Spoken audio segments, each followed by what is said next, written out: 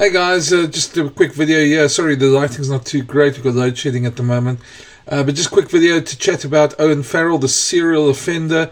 Obviously, we saw Saturday he got a red card. He's going to have a disciplinary on Tuesday, and we'll keep an eye on that. But given the fact that he's already been penalised for 3 weeks for during the Six Nations for a club game where he got red carded, and there was a lot of calls that he manipulated, or England manipulated the process to make sure he played in the Six Nations. It's going to be interesting to see what happens.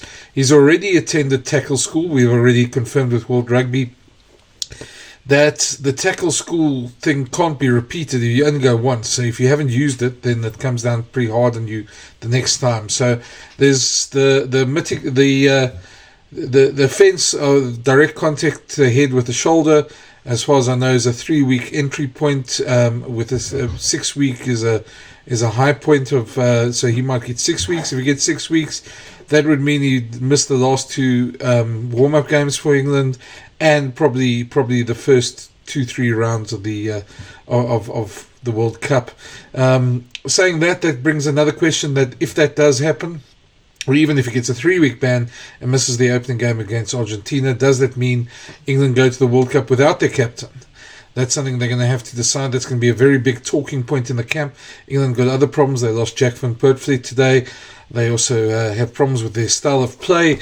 They haven't been impressive at all. They look like a team that's a bit rudderless at the moment. But so where does that leave Farrell? But I think let's first go have a look at the incident and then chat further. Yeah, we can see the tackle coming through. There, drops his arm, no attempt to wrap. It's straight to the head. There's been some suggestions Jamie George pushed him into him, but that tackling technique by Owen Farrell. And there he goes, Dan Bigger as well. You'd think he'd have enough problems already in his time, but he kept on going on after him there as well. You look at this, even if Jamie George changed the Welsh player's direction, that's a bad tackling technique. That's precisely what World Rugby are trying to stamp out. Dropping the shoulder, no attempt to wrap, and straight contact to the head. That's a definite red. No way, doesn't matter how you look at it, it is definitely a red. So that was the incident. So now we'll go back and just have a look first at the incident in May, where you got, or earlier this year, where you got red carded for the hits in the game against Gloucester.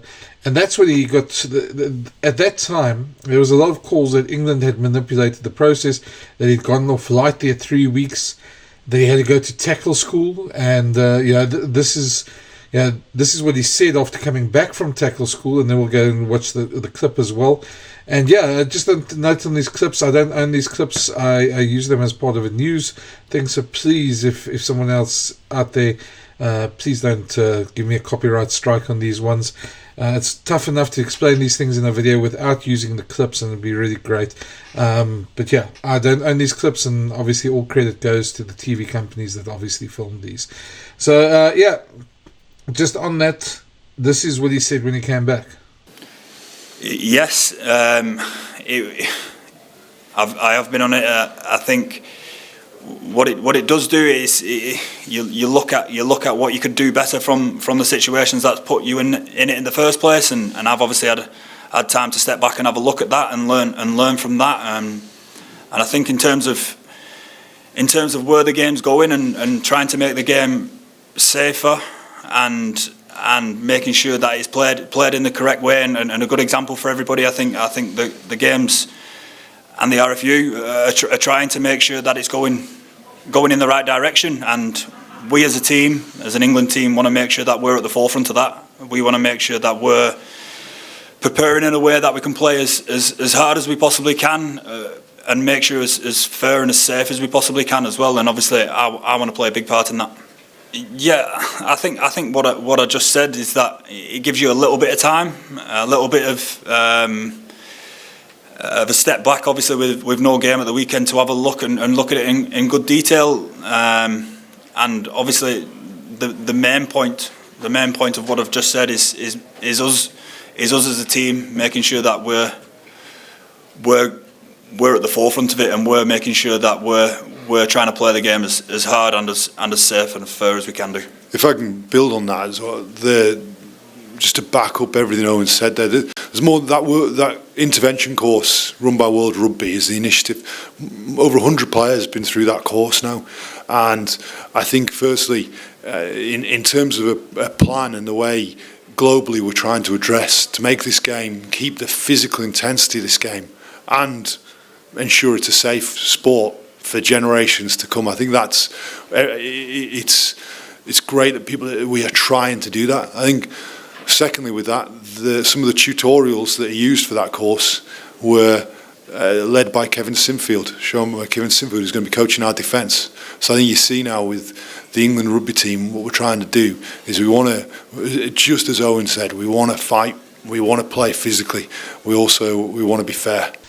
So Saturday might have been his first red card in the international, but he's obviously a serial offender and somebody that South Africans especially, and I suppose other nations across the world have also sort of felt that he's got away with murder a lot of the time. And you just got to feel for times where Andre Este isn't that great, the great incident in 2018 where Owen Farrell got away with murder there.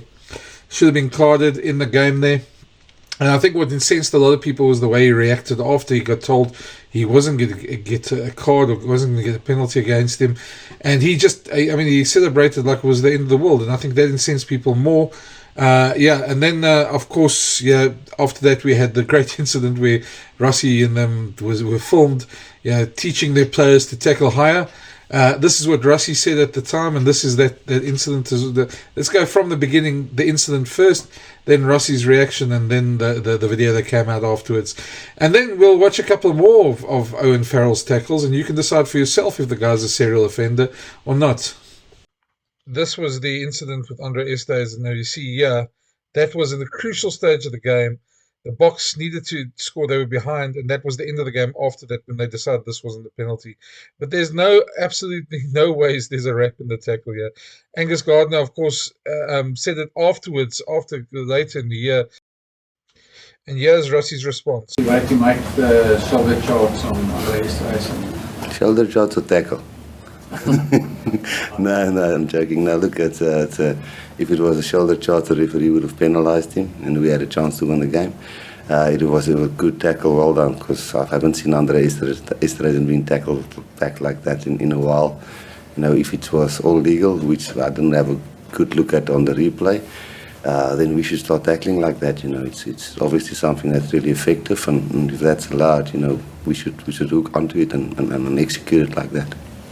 Of course, that led to this clip being shared on social media, so leaked from the Bok camp. And as you can see, Rossi's trying to show Andre Esterhuizen how to tackle higher.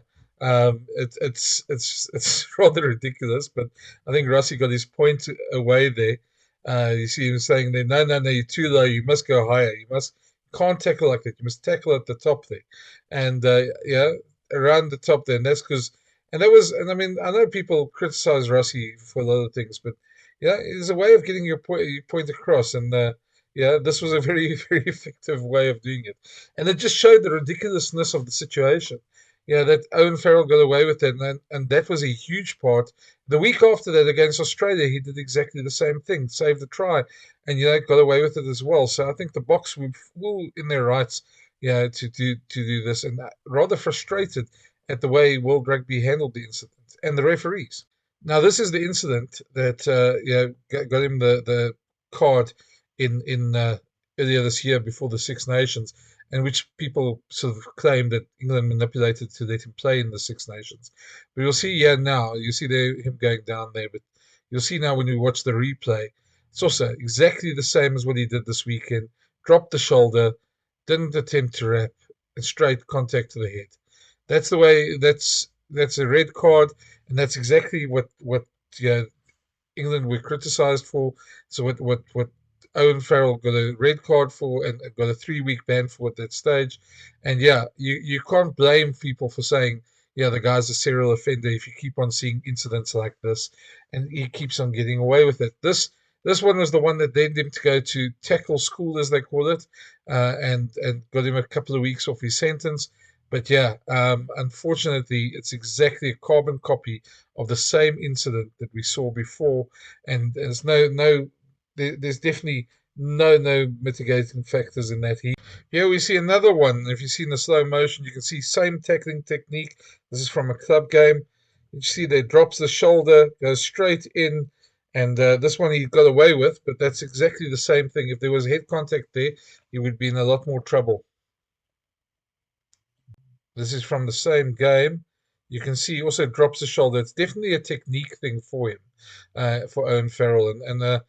Yeah, I mean, you can see this one as well. When you see the replay of this one, you'll see he comes in there. That's late, and it's a shoulder. Yeah, that's a card in anyone's book as well. There's no ways you get away with stuff like that in international rugby nowadays. But somehow he tends to get away with these things all the time. Not to labor the point too much, but this one's a perfect example again. Yeah, look over there, straight arm. That one he at least wrapped his arms as well. You can see Stuart Lancaster over there as well. Now this was the one against Australia, the try-saving tackle. There was no arms in that as well, and yeah, Jaco Paper let him get away with that one. That should have been a card as well. That's a penalty try to me. There was no attempt to wrap an arm. It was just straight in with the shoulder, and he got away with it. There's another incident as well. You can see it on the ref here. We see it in the slow motion. Watch this. No attempt there. Takes the player out. Although that's not so bad. Let's be honest. That happens with Brian Abana. And Brian did a good. That being said, guys, well. I mean, that's been very interesting. It's going to be very interesting to see what happens to the guy and how he comes out of this. But I can't see if World Rugby give a lenient sentence, same as they did with Johnny Sexton, then then we've really got to start wondering. The disciplinary committee is an all-Australian committee. Adam Castleton, who was in the Johnny Sexton as the deputy commissioner, so it'd be interesting to see. But if they come out, again and giving a lenient sentence, then I think there's the right to ask questions about that. Anyway, thanks for watching. Keep an eye out for more videos on this channel. There'll be a lot more of them as we go through to the World Cup. And please subscribe if you haven't. And chat to you soon. Cheers.